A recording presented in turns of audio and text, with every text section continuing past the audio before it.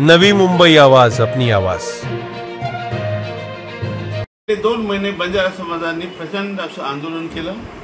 हैदराबाद गॅजेटप्रमाणे आम्हाला सुद्धा शेड्यूल ट्राईबचा दर्जा मिळाला पाहिजे, आरक्षण मिळालं पाहिजे, यासाठी जिल्ह्यामध्ये लाखोचे मोर्चे करण्यात आले। त्यानंतर 21 मुलं जे युवा होते ते सगळ्यांनी उपोषण केलं, आमरण उपोषण केलं।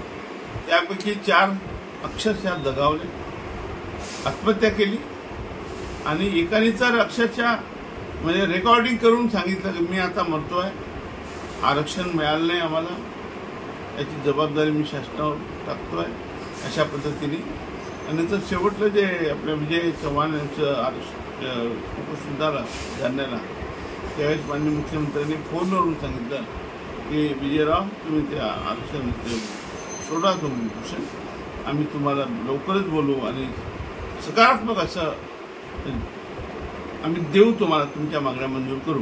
काल 4 तारखेला जेव्हा बैठक झाली, अक्षरशः माझ्या डोळ्यात अश्रू आले की गेले 30-35 वर्ष मी त्यासाठी भांडत होतो आणि ज्या पद्धतीने मी आरक्षण मागत होतो की 3rd शेड्यूल झाली पाहिजे, आम्हाला शेड्यूल ट्राईबमध्ये डायरेक्टली नको आहे, 7% मध्ये आम्हाला नको आहे, त्यांना धक्का लावायचा नाही आहे। ओरिजिनल आमचे जे बंधू आहेत, ट्रायबल्स आहेत, ते आदिम जमातीचे लोक आहेत, काही मूळ ओबीसी आपल्या मूळ आपण ज्याला आदिवासी आहे त्यांच्या ताटातलं आम्हाला काही नको।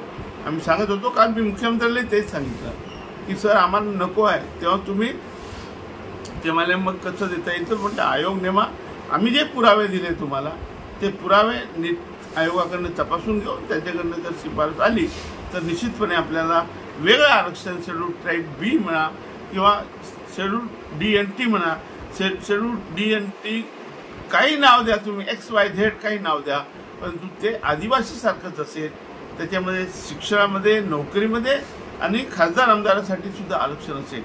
आणि म्हणून 19 तारखेला आता जो आमचा मोर्चा होता, महामोर्चा मुंबईला आझाद मैदानला, ते आम्ही कन्वर्ट करून तो विजयी मोर्चा करतोय आणि त्यामध्ये आम्ही आपल्या महाराष्ट्राच्या प्रमुखांना, मुख्यमंत्र्यांना, आपले उपमुख्यमंत्री एकनाथ शिंदे साहेबांना, आमचे संजय राठोड, आमचे सगळे जे काही कार्यकर्ते आहेत त्यांना बोलून त्यांच्या हाताने आम्ही त्यांचा सत्कार करू। आणि विशेषतः रामेश्वर भाऊ नाईक यांनी जे सहकार्य केलं त्याच्याबद्दल त्यांचा सुद्धा आम्ही सत्कार करणार आहोत।